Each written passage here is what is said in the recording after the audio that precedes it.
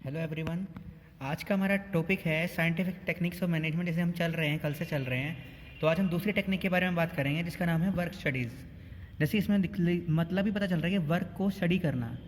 अब हम स्टडी किसको करते हैं? जैसे हमें कोई मैनेजमेंट में कोई काम करवाना है किसी से, तो हमें क्या पता कि इस काम को करने में कितना टाइम लगना चाहिए, हमें कितना टाइम एक वर्कर को देना है इस काम को कंप्लीट करने के लिए, या एक वर्कर को हमें कितना टाइम देना है कि उसे रेस्ट दें हम।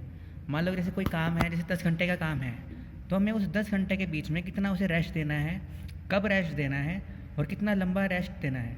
तो उसके लिए हम क्या करते हैं, वर्क स्टडी करते हैं। इसका पर्पस क्या है? इंश्योर करना maximum production at minimum cost, और वो एक बेस्ट कंट्रीब्यूशन देता है एवरी फैक्टर को।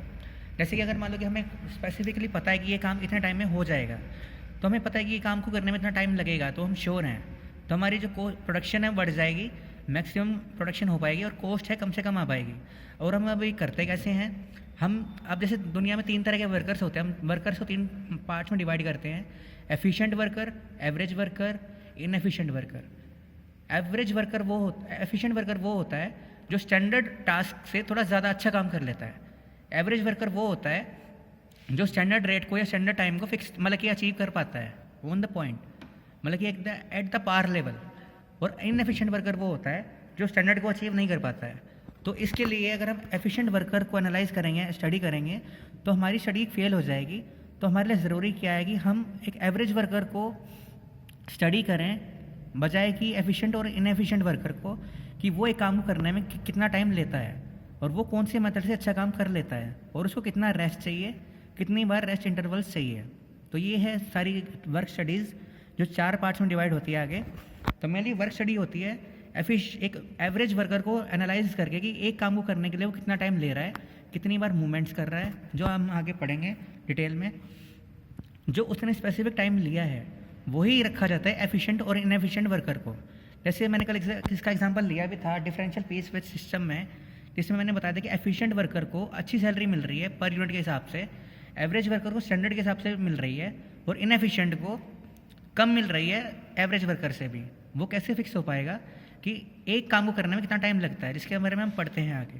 पहला है फटीग स्टडी, जो वर्क स्टडी के अंदर 4 पार्ट्स में डिवाइड होता है। पहला है fatigue study, method study, time study and motion study. इसमें से पहला है फटीग स्टडी। फटीग का मतलब होता है रेस्ट या थकान, सॉरी रेस्ट मैंने गलती से लिख दिया है यहाँ पे, लेकिन फटीग का मतलब होता है थकान। जो कोई भी इंसान है काम करते करते थक ही जाता है, चाहे कोई भी पर्सन हो, लेकिन ये थोड़ा अलग अलग होता है कि कोई 4 घंटे में थकता है, कोई 5 घंटे में थकता है, तो वो चीज़ सबकी अलग अलग होती है। तो ये इस जो टेक्निक बनाई गई है इसका पर्पस क्या है, ये हमने क्यों हम स्टडी करते हैं इसको, हम एक एवरेज वर्कर को कंसिडर करके ये पता लगाते हैं कि एक काम को करने में उसे कितनी बार रेस्ट इंटरवल चाहिए। मान लीजिए स्कूल टाइम में आप पढ़ते हो तो 2-3 पीरियड के बाद आपका ब्रेक मिलता है, वाटर ब्रेक होता है, फिर और 3 पीरियड के बाद में आपको रिसेस मिलती है, फिर 3 पीरियड के बाद में आपको ब्रेक मिलता है, फिर छुट्टी हो जाती है 3 पीरियड के बाद में। तो वो जो बीच में ब्रेक्स हैं वो फ्रीक्वेंसी ऑफ रेस्ट इंटरवल्स है कि आपको कितनी बार बीच में रेस्ट मिल रहा है, कितनी बार आपको ब्रेक मिल रहा है। फिर नेक्स्ट है duration of rest in intervals. आपका जो रेस्ट है 5 मिनट का है, 10 मिनट का है, 15 मिनट का है, वो है ड्यूरेशन। मतलब पहला था कि आपको रेस्ट कितनी बार मिल रहा है, रेस्ट कितना बड़ा मिल रहा है, रेस्ट कितने टाइम का मिल रहा है। नेक्स्ट है नंबर ऑफ रेस्ट इंटरवल्स, आपको कितनी बार रेस्ट इंटरवल्स मिल रहे हैं। जैसे कई बार होते हैं कि भाई आपको 10 बार मिल रहे हैं, 5 बार मिल रहे हैं, तो कितनी बार आपकी रेस्ट इंटरवल करने की टाइमिंग है। तो हम एक एवरेज वर्कर को ऑब्जर्व करते हैं कि वो कितना काम करने के बाद तो थक जाता है, कितना टाइम लगता है उसको रिफ्रेश होने में। अब जैसे कोई पर्सन है कि जो है कि 5 घंटे काम किया, थक गया। जैसे हम एक एग्जाम्पल लेते हैं एग्ज़ाम्स का।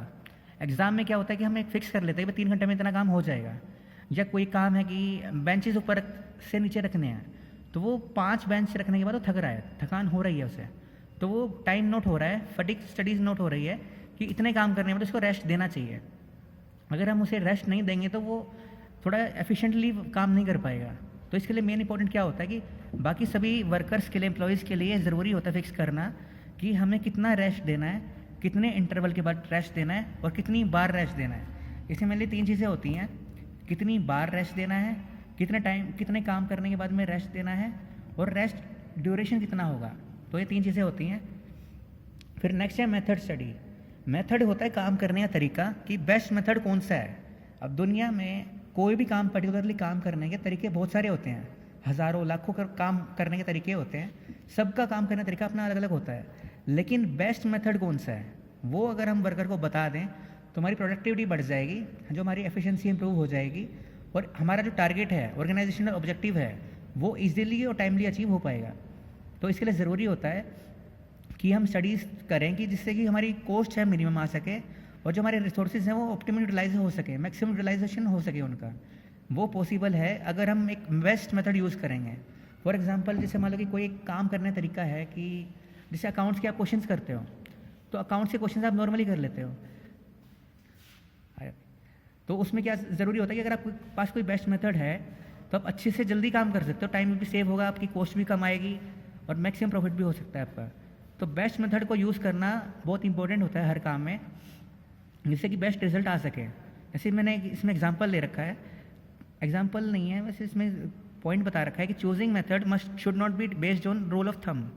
अब मान लो कि कोई मेथड मुझे पसंद है और शायद हो सकता है वो सही ना हो, तो उसके बेसिस पे कोई भी डिसीजन नहीं लेना चाहिए, मेथड चूज़ नहीं होना चाहिए, बल्कि फोकस होना चाहिए कि कौन सा बेस्ट मेथड है जिस कॉस्ट कम से कम आए, वो मेथड लेना इंपॉर्टेंट होता है।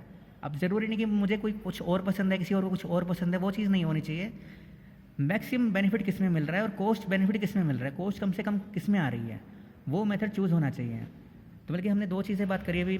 फटीग स्टडी में क्या है कि हमें थकान देखनी है, कितने काम के बाद थकान होती है, हमें कितना रेस्ट देना है, कितने टाइम के बाद रेस्ट देना है और कितनी बार रेस्ट देना है, 3 चीज़ें होती हैं इसमें एवरेज वर्कर को स्टडी करके। मेथड स्टडी में कि हम बेस्ट मेथड को एनालाइज करते हैं बहुत सारे तरीकों में, मेथड्स में से, कि बेस्ट मेथड कौन सा होता है। बेस्ट मेथड नॉर्मली वो होता है जिसमें कॉस्ट कम से कम आए और मैक्सिमम बेनिफिट ऑर्गेनाइजेशन को हो सके। तो ये 2 ऑब्जेक्टिव्स में होते हैं। फिर नेक्स्ट है टाइम स्टडी। टाइम स्टडी में हम नॉर्मली बस ये देखते हैं कि एक काम को करने के लिए हमें कितना टाइम लगेगा और फिर उस काम को उस टाइम में काम करने के लिए कितने लोगों की ज़रूरत होगी। जैसे मैंने इसमें 4 पॉइंट्स लिखे हुए हैं कि standard time required to perform a job, एक काम को करने के लिए कितना टाइम की ज़रूरत है, ये हम टाइम स्टडी से पता लगाते हैं। जैसे हमें एग्ज़ाम में कि 3 घंटे दिए जाते हैं, तो 3 घंटे ही क्यों हैं, 4 घंटे या 2.5 घंटे, 2 घंटे, पौने 3 घंटे क्यों नहीं है। तो ये एक एवरेज स्टूडेंट को एनालाइज किया गया कि एक एवरेज स्टूडेंट इतने काम में, इतना टाइम में ही काम कर लेगा। अगर हम एफिशिएंट एम्प्लॉय या स्टूडेंट को ऑब्जर्व करते तो उस केस में एवरेज वर्कर या एवरेज जो इनएफिशिएंट एम्प्लॉय है वो उस टाइम में काम नहीं कर पाता, क्योंकि एफिशिएंट वर्कर जो है उसकी स्पीड थोड़ी ज़्यादा है बाकी सबसे। तो ये फिर सेकंड पॉइंट है setting up standard target for workers. Given time में एक वर्कर्स के लिए टारगेट कितना है कि आपको इतना काम करना ही करना है, कितनी आउटपुट आपको देनी ही है। फिर है determining number of workers required to perform a job. मतलब फॉर एग्जांपल कोई काम है कि आपको 300 यूनिट्स बनानी है 6 घंटे में, तो आपको 6 घंटे पहले आपने असाइन किया कि 6 घंटे में काम करना है। फिर आपने वर्कर्स के लिए टारगेट सेट किया कि भी आपको 300 यूनिट्स बनानी है। अब 300 यूनिट्स को बनाने के लिए 6 घंटे में कितने लोगों की ज़रूरत है, ये हम डिटरमाइन करेंगे। फिर हम कैटेगराइज करेंगे लोगों को एफिशिएंट और इनएफिशिएंट वर्कर्स में। अब कोई एफिशिएंट वर्कर है जो 1 घंटे में 6 यूनिट्स बना रहा है, कोई एक वर्कर है इनएफिशिएंट है वो 3 यूनिट्स बना रहा है, तो हम उसको कैटेगराइज करेंगे कि कौन कितना अच्छा है काम करने में। Time should not be decided on the basis of intuition और विल और विश ऑफ द मैनेजर। कोई बोले कि भाई ये काम 2 घंटे में होना चाहिए, मुझे नहीं पता, जैसे करना है वैसे करो, तो वो चीज़ गलत है।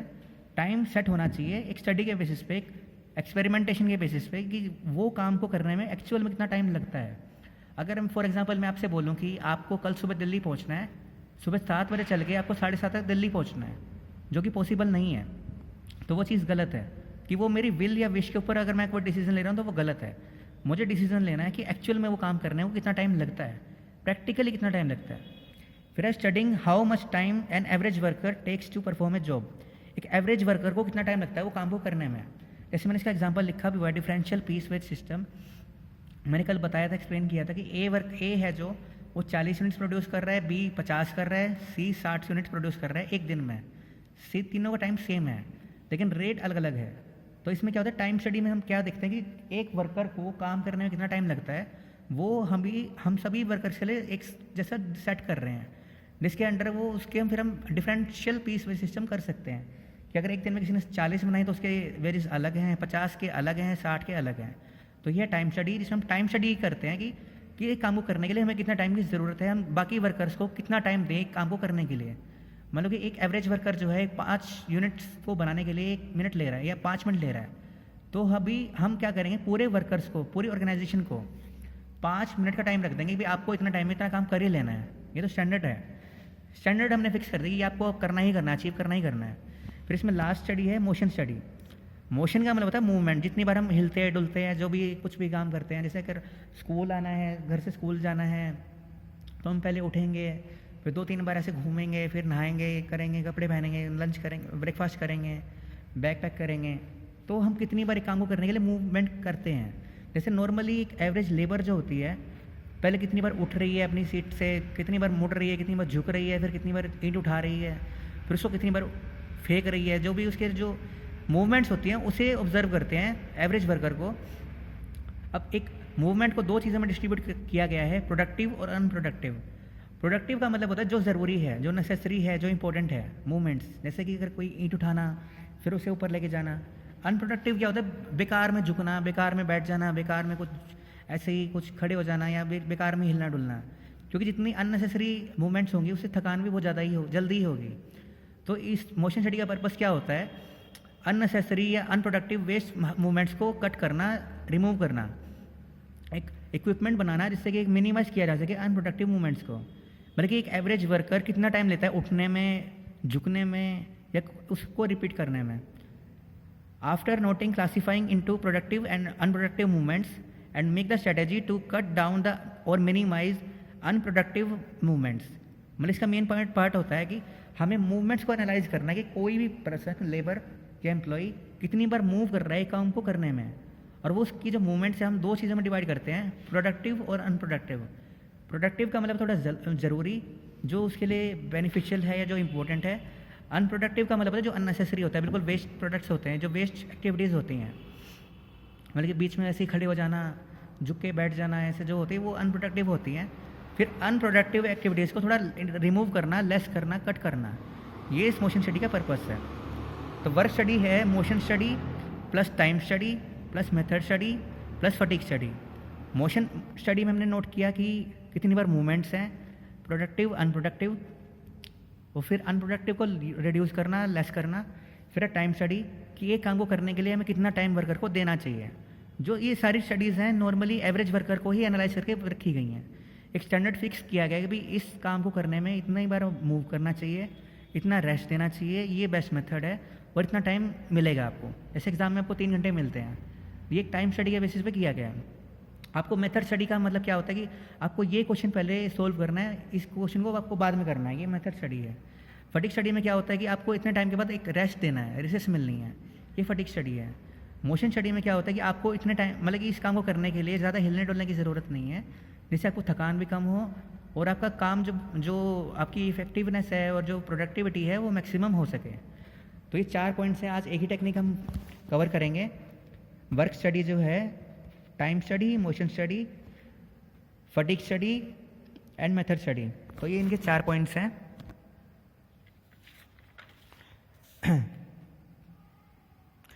फटीग स्टडी में जिसमें हम थकान के बारे में बात करते हैं, थकान और रेस्ट के बारे में कि हमें जो रेस्ट है कितनी बार देना है, कितना लंबा देना है और कब कब देना है, कितने टाइम के काम करने के बाद देना है।